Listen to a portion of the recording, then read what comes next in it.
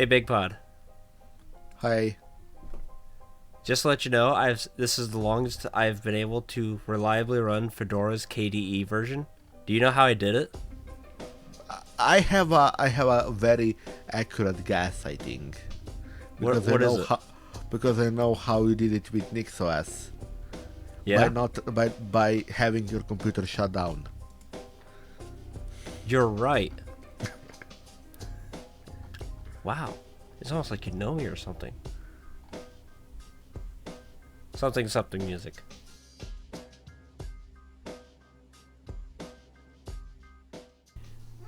Hey guys, welcome to No Talks Allowed. I'm your host Josh, and as usual, I'm in my lovely, wonderful white T-shirt. Of course, Bigpod, who's joining me from Slovenia. I see that you are wearing a T-shirt, but it's obviously Yeah, not white because you're wearing that T-shirt over your white T-shirt. I guess it's Yep. it's all one T-shirt, Oh, it's all one T-shirt. Oh, okay. I so thought it you had one. looks fancy. It does look fancy. Okay. So he's It's a wearing a business T-shirt. T-shirt, Yeah. That's what. It's a business casual T-shirt. You know that's such a terrible term. or as we call it in pretend Silicon Valley, the digital version of it, a T-shirt for meetings because we don't really dress up. Yeah. Because video calls you can just turn off the call. That's true. That's true. Oh I God, tend to do these video calls without an actual camera yeah. sometimes. And then people complain that I don't turn my camera on. And I just tell them, oh, I don't have a camera connected to this computer. Which, technically, is actually true. Well, I normally just turn it on when I need to because that's how we like most of the time roll. Like if you don't need to have a camera on, you don't have a camera on. Exactly. So, And so we can do actual work and people don't see you doing an actual yeah. work. Yes. Speaking of, cameras, because I know that you use a lovely phone to act as your camera, where I Yes. don't. Uh, Yes. I know that Bigpod. Your phone's going to last a lot longer than mine because my phone is hitting like its end of life support cycle here at the top of next year. Does So that I matter to you? it does matter to me because I want those security updates. I'm not going to get my security updates after January 2026. So it's time for me to start shopping for a new phone. It's like, which direction do I want to go? So I get browsing, of course, the tech news for this week's episode, and I see, oh, they're talking about the next big phone innovations. So, Bigpod, I read this article. Yes. The author says that they love buttons, and he really Yes. likes them in cars too. Yeah. And he also likes buttons with dedicated phones with dedicated buttons that do cool things. Yes. But he doesn't quite like these buttons. So, how we're gonna do about this is that Bigpod, I'm just going to mention a phone manufacturer, and Okay. you just guess what this fancy new button does. All right? Okay. Okay, you ready for this? Yes. Uh, there's a phone company called Nothing that makes a fairly cool phone. They have this thing called an essential key. Okay. What do you think it does? There is three things come to mind. It's either a key that does things by the way you set it, or more likely because it's 2025. Sadly, is it an AI key? Well, what if I I mean, told you? by default. I mean, by default. What if I told you that in their marketing for this key, they don't say the phrase of AI. Okay. They just don't say it, which is cool. Maybe we're using a good old-fashioned algorithm here. But when you press this key, it takes a look at what you're doing on your device. For example, if you're looking at like tickets for a show, Okay. you can hit that key and tell your phone to remind you to buy tickets at a later date and time. So it's a Gemini assistant essentially. That's what it sounds like. Now, Oh God. Motorola introduced a new version of its Razr Ultra phone, which is one of those fancy folding phones, and of course, Bigpod. I know we just had a chat about like what the Motorola Razr is, and yes, they did bring it back. A It crappy also phone. has a dedicated button. I'm not going to tell you what this button is called, simply because that gives it away. But what do you think their fancy new button does? I'm gonna guess AI.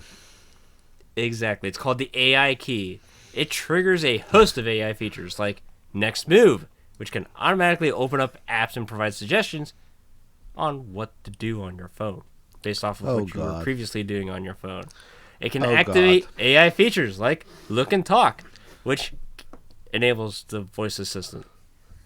Or contact authorities on your behalf for the bad things you did. This is a for those who don't know. This is a joke on our one of our next topics. Yeah. So, let's see. So, those are the only two phones that they mentioned. So, No, I it's did. not. It's not. Oh, well, yeah, they're all. Yeah, OnePlus there's one has plus. 13s, which does away with alert slider and in favor Has the of plus plus key. key. Yeah. Now, Supposedly programmable like Apple's action button, but you never know.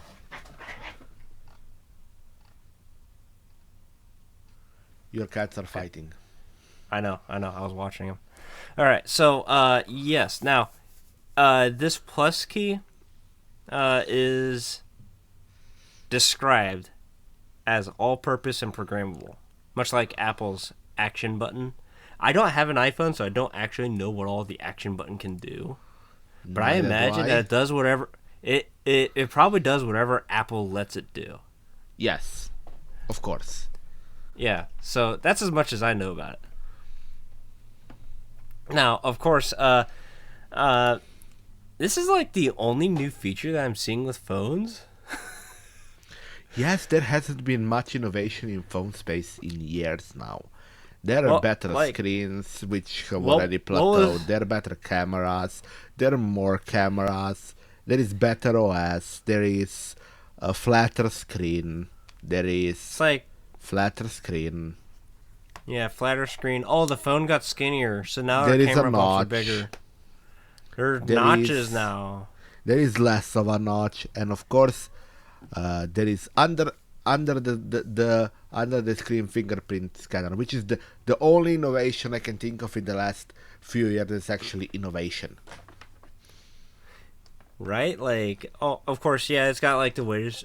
They probably have like the latest version of the Wi-Fi standard, the latest Bluetooth standard, and so on. You know, that Yes. stuff that we kind of expect. But they're, I think that the phone manufacturers might, probably just at this point ran out of ideas. Wow, So there isn't much you can do to a phone. that's true. That's true. Phones already do too much. Only thing that I think would be a would be an innovation is something Samsung already did, aka turning into a computer. Convergence? Are you saying convergence? I didn't mean convergence as in convergence. I mean that you could take your phone, plug it into your actual screen, plug a keyboard, plug a mouse, and use it like a computer. Because it is a freaking 4, 8, 12, 16 core ARM system with, for some reason, 16 gigs of RAM. That is Also, another true. thing we would need is better window management on phones in general. Why can I only have, at best, 2 windows unless I have the small cutout, which is just horrible? That is something that I've been wondering because I have picked up an Android tablet and I've been using it Yes. for like managing my D&D sessions, and it's not real nice to have two applications open, but sometimes I want to open a third. What tablet do you have, or what manufacturer? This is the tablet that I picked up was a Lenovo. Okay. So Yeah, you're stuck with the horrible Android experience. Yes, I am stuck with the horrible Android experience because I didn't want to buy the Samsung tablet because the Samsung tablet was infinitely more expensive than the Lenovo tablet. But And you would have a initially, good tablet. that's true. That's true. I would have a good tablet from a manufacturer that I don't really want to give more money to because, yeah, Samsung does some things that I don't necessarily enjoy. But anyways, But at least you can just enable Dex in tablet mode, and you have a normal Windows. that's true. I could just do that. Dex. I have been experimenting with Dex on my phone here for a little bit more, and I haven't gotten that around to the point where it's just like I'm buying like a USB-C dock to dock my phone into a screen and have like a whole computer there. One of these days, I might give it a whirl. Well, Yeah. no, I didn't buy a dock for the to have plugged in. I bought a dock because I have a laptop that can use a dock, Yeah. and then I plug my phone in.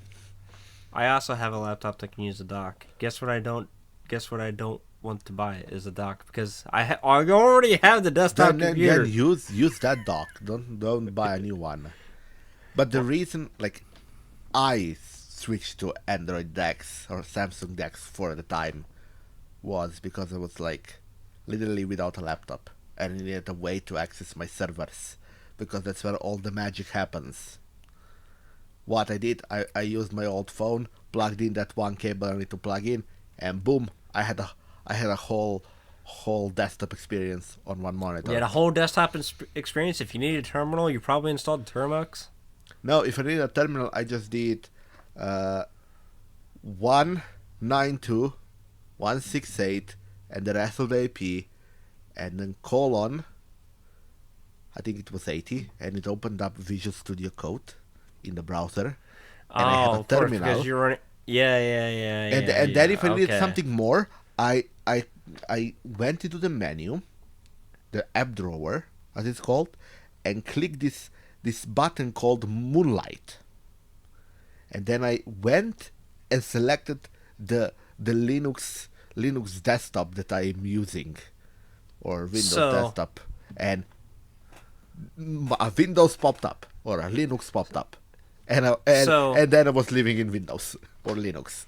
What if you're like me and you're not running a Sunshine server that Moonlight can communicate with, nor running VS Code in a web accessible fashion? Then I have no idea. Okay. You probably need a yeah. Termux and set up what I already had set up, or at least the Visual Studio Code. Okay.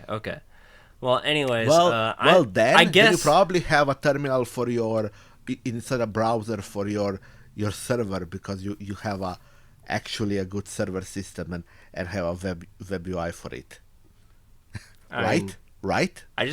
I have a graphical desktop on my server because I'm a savage. Install Sunshine on that then. I probably should, but I just haven't gotten around to it. But anyways, I guess I'm just gonna keep shopping for phones, just to see if maybe there's one out there that's compelling enough for me to buy, rather than buying an old used Pixel and just installing graphene on it. Look! If you really are like that, just buy yourself a Sony or a Samsung and be done, and just live the rest of your life. Okay. Like Sony phones are looking very compelling. The only thing that's kind of holding me back on them is like the tariff situation. I don't know how bad the tariffs are going to be with like Japanese manufacturers, but and I don't know how easily accessible like the phone is actually here stateside. I might have to order from Sony's website and expect it to ship overseas, or maybe they have a North American distributor. I don't know because heaven forbid it's not sold in like the carrier stores. At least not a Sony phone that I would want to buy. Yeah, no Sony phones if I remember correctly. Yeah, But then again, you can still use Samsung. that's true. I could buy another Samsung phone and continue to realize why I don't like Samsung. But anyways, let's get back to the AI topics here. So obviously, AI is quite prevalent, right? Yeah, quite. Well, did you know that? Yeah. Now, America has this wonderful schooling system, right? And for some reason, we've decided that pen and paper is like for old duds. So now all of our students here, well, the majority of our students here in the United States use these wonderful things called computers to like handle their education. I wish we had that here. I wish we Yeah. had that Well. here. When I was in Well. school, I wish. Yeah. And remember, I was in IT school, computer science. Yes. I went. Thank God, when I was in vocational college, they didn't care what I had in front of me. Yeah. Or that I was even there. Well. Anyways. It turns out that students have discovered AI and are using a lot of AI tools to do their schoolwork for them. Okay. And it turns out that, like ChatGPT, for example, can answer just about any question or even write your essays for you. Whether it's correct, that's another question entirely. Yeah.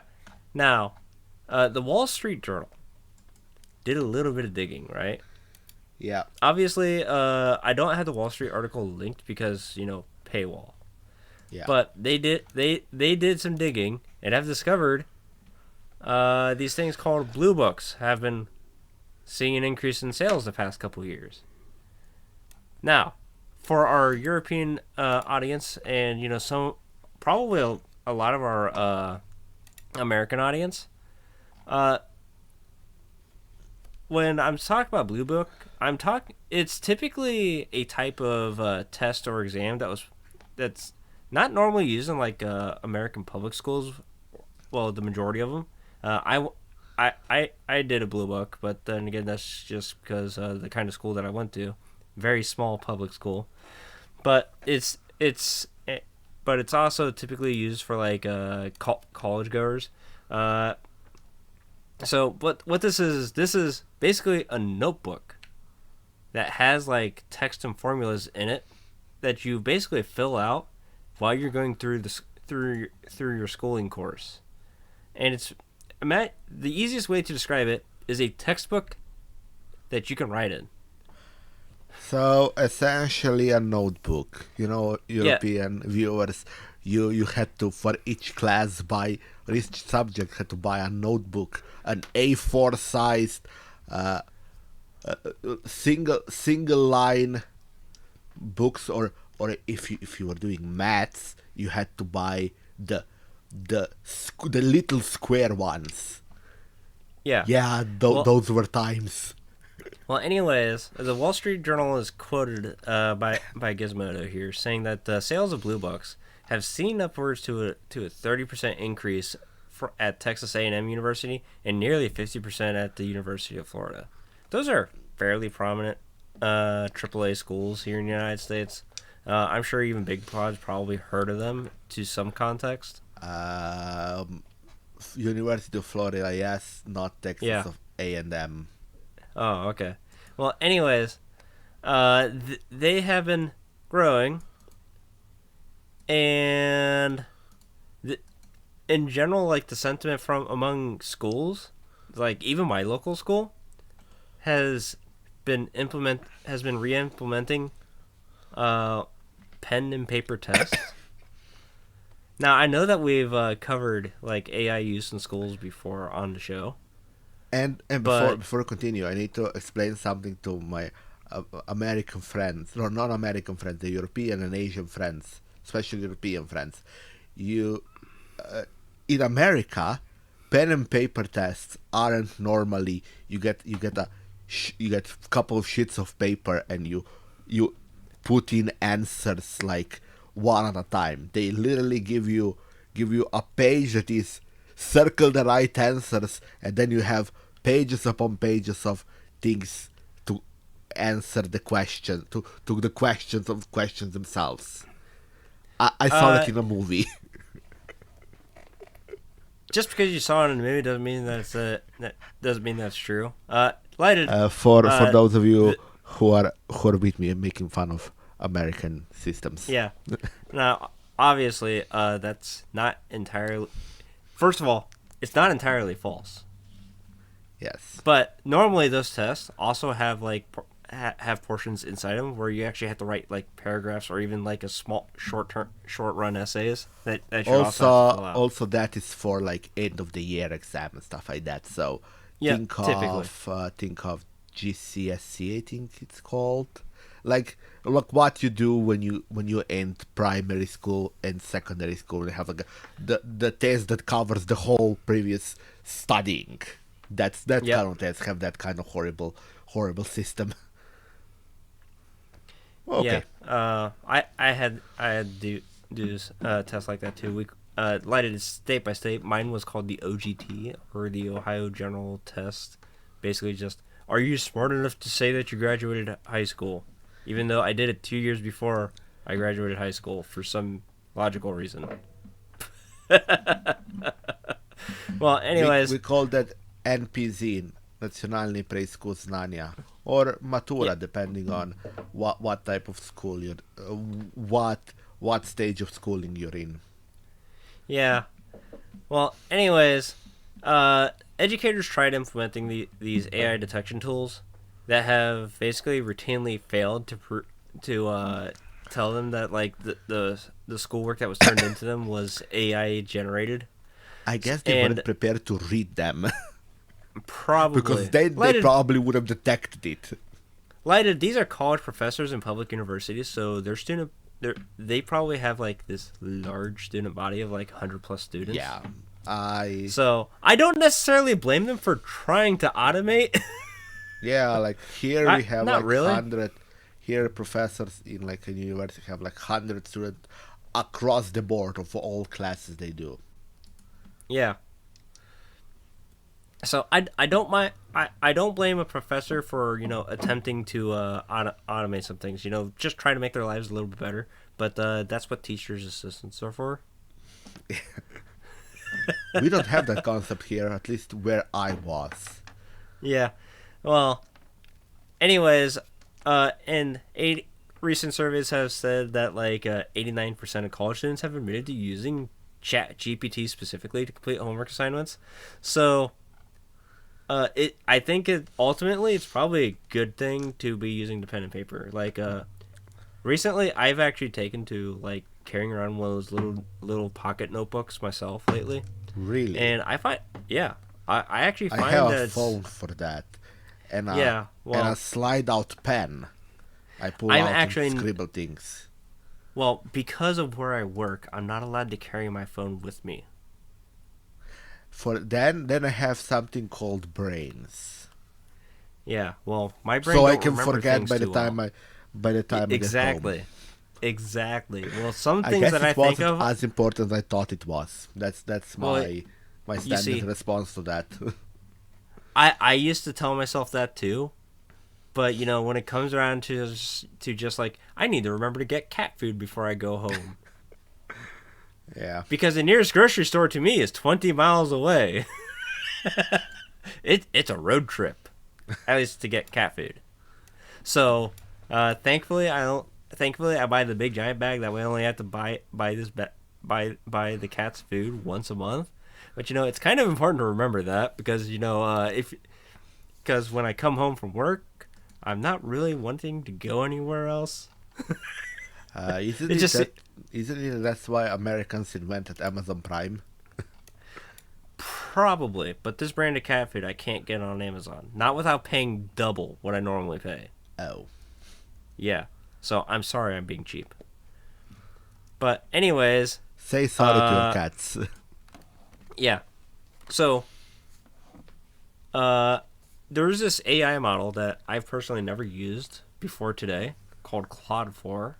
It saw like this wonderful big update to move it from previous versions to Claude 4. Yes. Oh, Yes, Claude. and I got to reading like the internets here for today's episode, and I saw this article pop up here, and I'm like, oh, okay, okay. So, if you don't know what Claude is a large language model AI. It's Yes. made by this company called Anthropic. You've probably heard that company's name before because, heaven forbid, they're everywhere in U.S. government news right now because Uh, have reasons. Anthropic's But Claude, especially the 2.5 or 3.5, whatever the number is, I don't care, I don't give a fuck, essentially, uh, has been heavily touted as the best model for programmers and programming and stuff like that, even though I still use Gemini and OpenAI stuff and all that, because guess what? It's good enough for what I ask it. AKA, yeah, give me the boilerplate code for a C sharp class. I don't want to remember that off the top of my head. it's like sometimes I reference like Chat GPT to write me an Nginx configuration because, heaven forbid, for some reason my Nginx server keeps breaking and I don't know why. Yeah, I am not I doing anything, but I still this keep they care. updating that one AI app I wrote, like that one app that is AI written, because I Yeah, was like, Bing Chat, please write me an app that does this, and this. I still keep fixing it because I still keep finding bugs. And what it is, a Python script that does email filtering. I just went so far at this point to break up each email that it filters into a separate process that is started by you can guess it, a C sharp code. of course.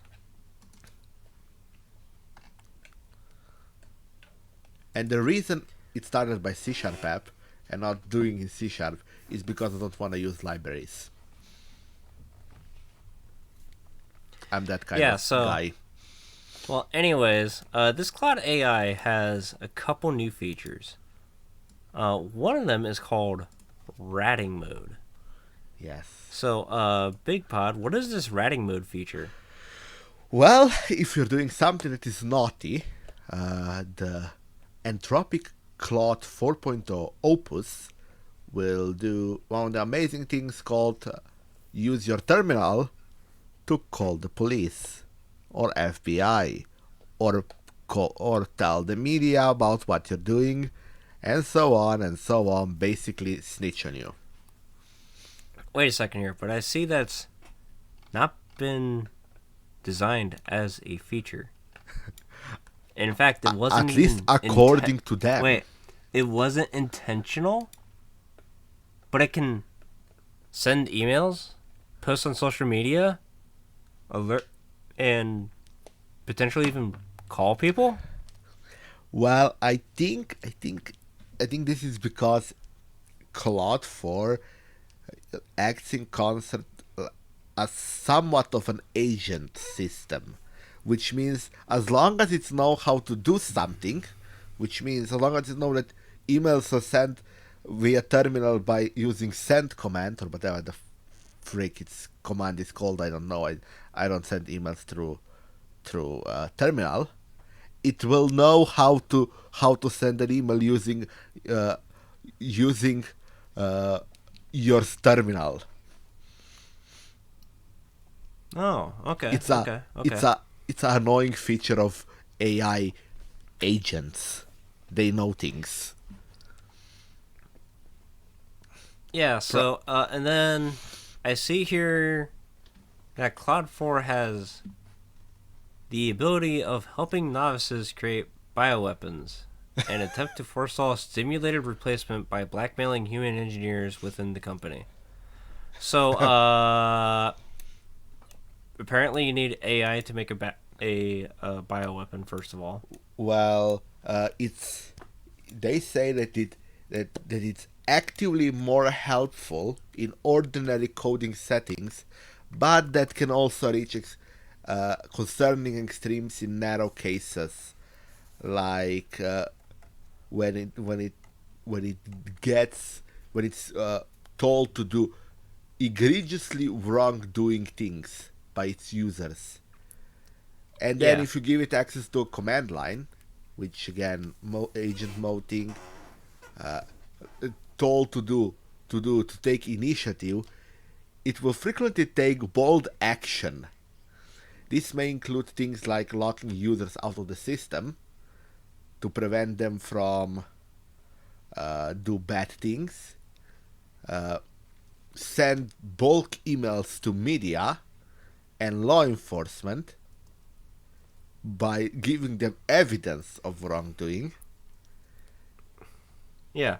Well, anyways, While they're saying it's not a new behavior, that their previous models, I guess, could do that, it's one that Cloud Opus 4 will engage in more readily than prior models. yeah. And they even say, oh yeah, so it has a risk of misfiring if users give Opus-based agents, which means it is an agent system, yes, not just LLM, access to incomplete or misleading information and prompt them in these ways. We recommend that users exercise caution with instructions like these that invite high agency behavior in contexts that could appear ethically questionable. So, where was this posted, first of all? That way we could set listener expectations. I originally found it on VentureBeat, but there is a lot of talk is on X, aka Twitter, aka it's always gonna be Twitter. Sorry, Elon. I mean, I'm not going to call it X, it's Twitter, so I'm just going to call it Twitter. Because when I say Twitter, everybody knows what I'm talking about. If I just say X, they have to think a second first. And it's like, Yes. Is that the site that used to be called Twitter? Nope, it's Twitter. But anyways, there have been quite a few responses. Like, But let's remember Technium- that at one point, Sam Bowman, an Anthropic AI alignment researcher, which is basically, as far as I understand, an AI ethics guy, wrote on Twitter, aka X, if he thinks you're doing something egregiously immoral, for example, like faking data in a pharmaceutical trial, it will use command line tools to contact press, contact regulators, try to lock you out of relevant systems, or all of the above. Yeah. Well, anyways, when people started responding to that one, because, we've got Technium coming in here saying, why would people use these tools if a common error in LMs is thinking recipes for spicy mayo are dangerous? Or what kind of surveillance state are we trying to build here? Or is like Scott David Keefe, who's saying nobody likes a rat. Why would anybody want to build want one built in, even if you're doing nothing wrong? Plus, you don't even know what it's ratting about. Yeah, that's pretty idealistic. People thinking that who have no basic business sense, don't understand how markets work. Or Austin Alyard, the co-founder of the government-fined coding camp Bloomtech. Yes. And now a co-founder of now- Gauntlet AI. Yeah. Honest question for the Anthropic team. Have you lost your minds? We should very much remember most of these people who are being angry are very much AI people. We're not talking about a random guy who hates AI yelling at Anthropic, but people who are actually very much into AI and made AI companies. Since these comments have came out, Sam Bowman came out and kind of changed his tune. With this kind of prompting style and unlimited access to tools, the model sees what you're doing egregiously evil, like marketing a drug based on fake data. It'll try to use the email to whistleblow. He later added, I deleted the earlier tweet on whistleblowing as it was being pulled out of context. This is not a new Claude feature, and it's not possible in normal usage. It shows up in testing environments where we give it unusually free access to tools and very unusual instructions. Now, Bigpod, have you never went down to Google search and Googled something that you probably don't want authorities to see, but you were kind of curious on something? Yes, you go down the Wikipedia rabbit hole and then you need to know everything about that. Yeah, now they're putting a lot of these AI tools on your operating system. You know, in the case of I Windows and know. Apple. Oh God, So yes. what happens when this becomes an expected behavior in the AI and it sees you Googling stuff like that? I guess Linux and the kind of Linux you design, so it has But no AI. right, I was about to say because there are Linux distros that are shipping built-in AI now. I think there's even a Fedora discussion about Yeah, possibly including AI integrations. yeah. I guess sooner or later you and I will be running the same distro, Gentoo. Yep, very well could be because Gentoo is one of the few distros that came out and said we will never integrate AI because Gentoo is what you make out of it. Yeah. Maybe I should just install Gentoo after this Or episode. But or you and I will make a tux-based distro. That might also happen. yes, we will call it Image-based one. TuxOS. Oh, Yeah. that already exists. We will Tux-based call it. OS. We will. I don't know. Send us an email and give us a recommendation for our dream distro. We'll see what happens with it. But anyways, we I started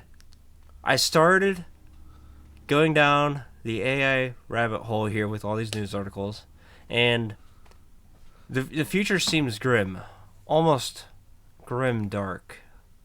Yeah. And then I saw this article here from The Guardian. They did a study. I know I enjoy reading these Guardian studies, especially when they concern AI. Bigpod. That's why every single one that I run into winds up being talked about on this show, because typically it's a little out of context, it's a little hilarious, but It's also they did a Guardian. study. They did a study in the United Kingdom of teenagers, typically 16 to 21, who have voiced that they support the digital curfew. And they said they prefer a world without the internet. Let me translate to you what this means. They wouldn't like a world without internet because everybody would be lost. They would like a world without social media because 70% of them feel worse after using social media. They don't feel worse after using internet, but after social media. And I get that because social media is a horrible, horrible, horrible cesspool of horrible things. Right? It turns out that when you start using the phone and you pull up like a social media application, like the Instagrams, the Snapchats, your Twitters, your Discords, you tend to just stay there. Yeah. And you go down the rabbit hole of this thing called doom scrolling. Yeah. And wow. By the time you're done with that, 7.5 hours later, you kind of feel like you're kind of lonely in life because nobody wants to talk to you because apparently nobody wants to talk to you because they don't know that you exist because you don't talk to anybody, right? Well, Something like that. well, I don't need doom scrolling for that. That's I true. just need That's life true. for that. I just need to wake up and just never leave my house. That would accomplish something, right? An interesting statistic I saw was that 42% of them said that they lied about their age, which I find highly suspect. I bet I find that suspect about too. half of the other 58% of them lied. I don't know if that number is completely accurate, but I know as a teenager when one of the very first things I did when I discovered high-speed internet access is I went to some of those adult websites and I said, yeah, I'm totally 18, I swear. Remember, these are 16 to 21-year-olds that were asked.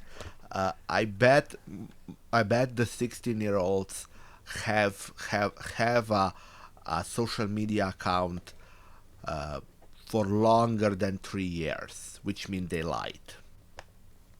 Yep, Because that is most social media pages have like 13 years old cutoff date, cutoff for how old you must at least be. So I would guess that those light, which is something a lot of people did do today, because all your friends have Twitter, all your friends have Instagram, Snapchat. You need to have it too. Yeah. Thankfully, Technically, in my Discord time, exists in this space you too. were a pioneer if you had Facebook, not being a pioneer if you didn't have it. Yeah. I remember feeling cool because I had a phone. Yep. Then on top of that, 40% of people that were asked admitted to have a decoy or burner account, which I also think that a lot of them didn't tell the truth, because It who turns out doesn't have that a burner account? it's really easy to just make an account on a free service. Yes. You only have to change like a couple things. If anything, I think Facebook is actually one of the harder services to make a burner account on. I remember Simply because they ask for so much when Yeah. you make one. I remember back in the day when people were playing games on Facebook. They had like 10, 12, 15 accounts, so they could send themselves daily gifts and stuff like that. Yeah.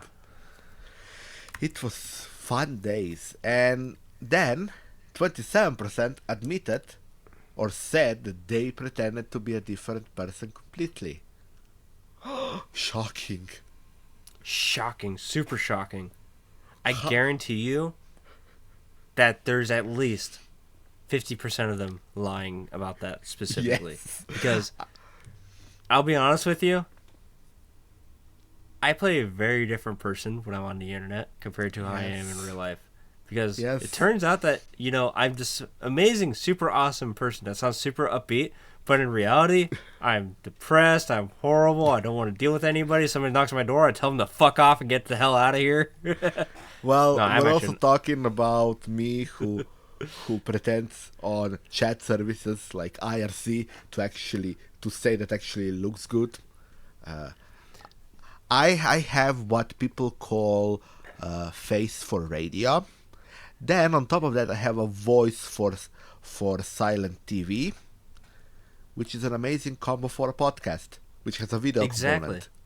component. Exactly. I mean, to be fair, I think you look wonderful. Oh, thank you. I try very, very not hard on my appearance. Just to let you know, I did not shave this morning. But anyways, this is all... Also, another statistic, 42% of the surveyed admitted to lying to their parents and guardians about what they do online. Also, I think that number is highly suspect. I think all of the statistics that were presented by this point are highly suspect. Yeah, well, this is all coming off of the fact that the UK is currently floating around the idea of making mandatory cutoff times for certain applications such as TikTok and Instagram, which was floated initially by Peter Kyle, which is the UK's technology secretary. Okay. And then I think it's Rani Jovender is the policy manager for child safety online at the NSPCC, which said that they might be helpful, but they probably can't stop children being exposed to harmful materials online without other measures being put into place. Yeah. So, but the other measures that would protect children online would also hamper everybody else's fun time. or We all know what I'm thinking of. Yeah. Or they could be so Privacy. There could be so privacy invading, it is not a good idea. Yeah. Yeah, like I don't think. And let's we remember, want that. it's also very, very, very, very, very easy to circumvent all this, because these things called VPNs exist. Not that we recommend them for use like that. Yeah, we've discussed VPNs before. So, We hate VPNs, by the way, and they're a giant security issue for you. Do not use them. I discovered Especially the free ones. very recently that they're a giant security issue because I started thinking about them. Previously, I wasn't thinking about them and I hated them. Now that I started thinking about them, I hate them far more. Yeah, so I think that we're in for a glorious future when it comes to trying to legislate like online child safety, because it turns out that no matter what solution we come up with, it's probably not going to be the one that we actually want, that you and I actually want, Bigpod. Yep. But something's going to happen eventually, and it's probably going to be worse than whatever France's solution is. Because what? we could see the Great Wall. Oh God. Not like the Great Firewall of China, but the Great Firewall of X country. Yes. As the solution and the final solution. And then it could probably then spiral from there to where all your operating systems now are legally required to be able to integrate with to have this AI tool integrated that reports everything back to authorities. Well, And then your phone then is actually now actively listening for us to have conversations just like this. It's 1984 all over again. Well, but I'm gonna say this: I was a child in the age of online. It was a pretty crappy online, but it was still online. The 2 megabits per second type online. And I turned out just fine. But then again, I am a Linux user, so who knows? Yeah, who knows? We're not normal people by any metric. In Yes. fact, you, the listener, are probably not a normal person because you listen to this podcast. Sorry. But at the same time, we can't really define what a normal person is, because how can we do that? Yeah. Because everybody that we have to define what a normal person to is technically not normal. Yeah. By like our definition of normal. Yeah. So maybe we just give up on the concept of what is normal, because heaven forbid, I've asked that question before and nobody's ever been able to answer it. Yeah. But I know who to ask. We're gonna take away the option of asking a human, and we're gonna ask an AI. What? Okay, is so a which one are you normal asking? Human? I'm asking the one that is easiest for me, so that's Copilot Bing Chat. Okay. I will ask Gemini while you're doing that. And I'm gonna ask it in the most complex way possible. So it's gonna think deeper. Well, I asked Gemini, can you tell me what a normal person is?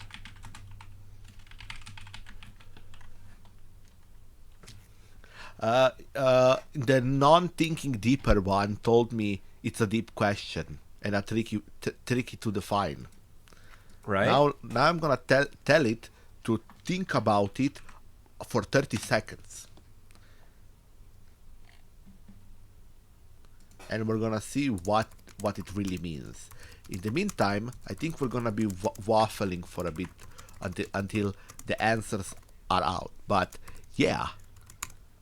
Yeah, well, anyways, what if you're the viewer listening to this right now, while we're waiting on our AI friends to define what a normal person is, I had to specifically tell Gemini to explain to me what a socially normal person is, and I did that when Bigpod started talking. So, and it's still going. So there's quite the definition here. I might need to ask it to summarize. But anyways, before this text ends, I want you, the viewer, to send us an email at contact@tuxbase.com and tell us what a socially normal person is. Because heaven forbid, Gemini is still going. I'm also adding that descriptor as well because it told me that from psychological standpoint, normal is often used to describe individuals who function well in their daily lives. Those who manage stress maintain relationships, and navigate the ups and downs of life with level of resilience that allows them to meet social and professional demands. Also, it'd be good to know that, like, from our perspective, the fact that we have to ask AI what a normal person is already means we ain't normal. So, as socially normal person is often thought of as someone who intuitively navigates the unwritten rules and expectations that govern everyday interactions in their community. Adherence to social norms, emotional regulation, cultural alignment, adaptability. Yeah. Or adaptability in social situations. Yeah. I think we're gonna say we were quite correct in that saying we're not normal. Yeah, because Jim and I came up with a completely different answer. I'm not even going to attempt to read it because I've read it's like 3.5 Tell it to summarize. page. Oh, yeah. Give me a paragraph summary. If you want to tell it to do more, tell it you're an expert in summarizing things into a single paragraph. It's gonna do great.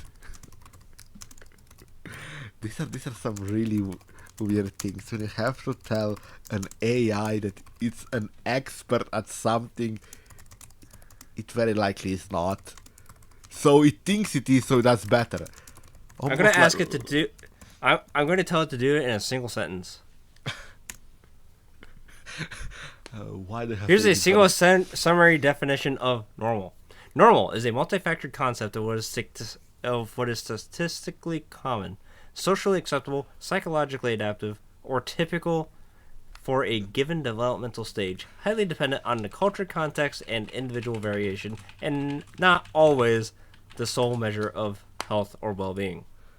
That is a very long sentence. Yes, and it still tells us we ain't normal. Yeah. And the same summary by Copilot Microsoft: a socially normal person is someone who naturally grasps and follows the prevailing social norms by moderating their behavior and emotions to foster harmonious interactions with their community. Yeah. Well, anyways, well, we technically are normal when we're talking about when the community is people like us. So, in the context of this show, you and I are normal? Yes, we are very normal because we can very, very well interact with other Linux users. Okay. On average. Just checking, because they're going to ask me what distro I run. I'm going to tell them I use Gentoo. And then they're going to look at me like I'm some kind of idiot. When I tell them just how many Gentoo systems I actually don't have. And let's see. What will AI tell us when I say what distro you run? With the previous context already there, so it will know I'm me. I don't run a single Linux distro. I am powered by a complex cloud-based infrastructure managed by Microsoft that blends various technologies behind the scene. At least it didn't try to be to pretend it runs a Linux distro. Well, I did ask Gemini in the context of what defines normal for me. Then what Linux distro should I be running right now? It's telling me that I'm supposed to be using Arch Linux. Oh. Ask it what distro it is running.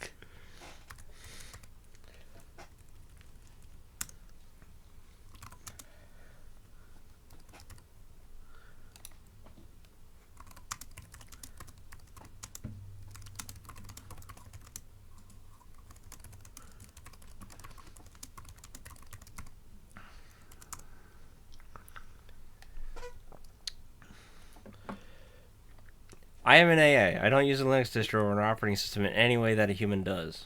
But I am a big fan of Linux Mint. Okay, Gemini. Okay, so I think we already devolved far enough, and I think we already devolved so much. We're quite normal for our AI episodes.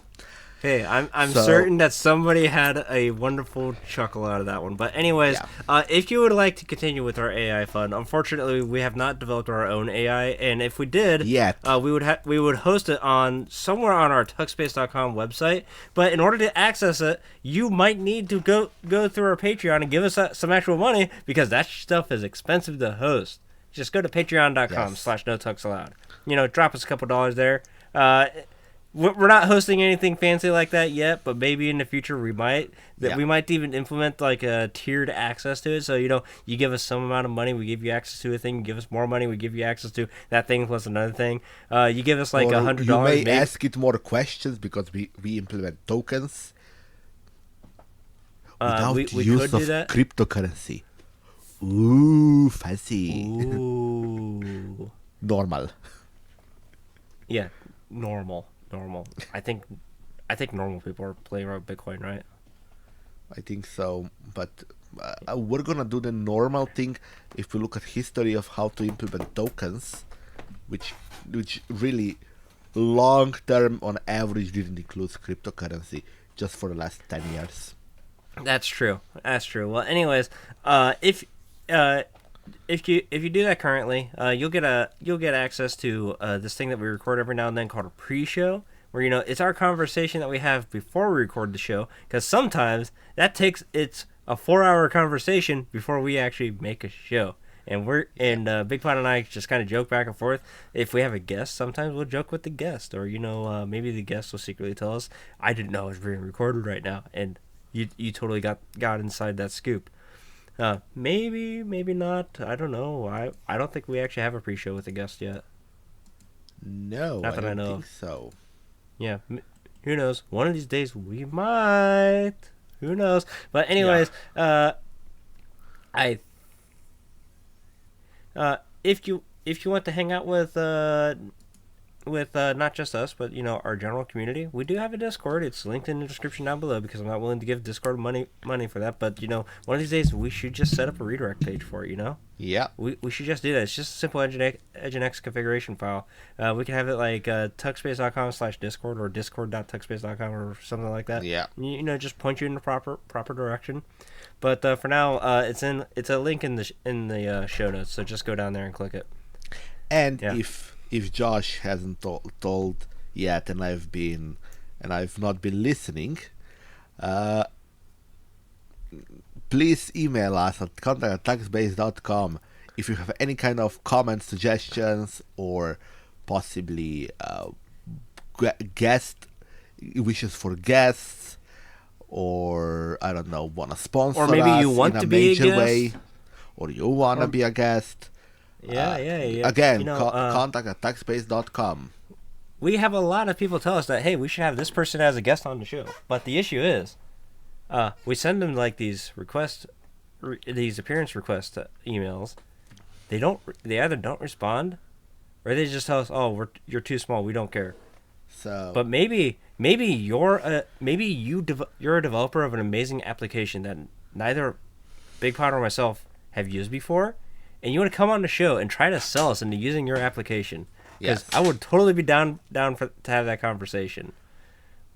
Also, Or, if you know somebody who would like to be on a podcast like this, you might be a good idea for you to broker an intro for us. That's true. Or, you're Thomas Zaman, and you actually want to nerd out with me about what it takes to actually manufacture a product, because I promised him I would go down the rabbit hole of manufacturing, and of course I was sick that day, and I wasn't there for the recording. But hey, you know what?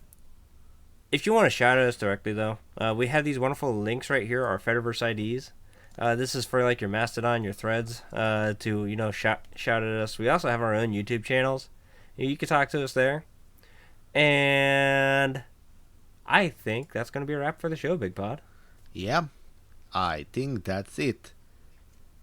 All right, well, I think I will see you guys next week In the meantime, I'm probably not going to install Gen 2 because I'm still putting together a Warhammer army. And it turns out that when you take an entire week to assemble just a single unit of infantry because you're being way too detailed in how you're painting them, first of all, they look amazing. I will send you pictures, Bigpod. You will probably like them. Thanks, cats. But I'm probably going to be putting this Warhammer army together for a good long time because I totally don't have 17 paint bottles on my desk. Yeah.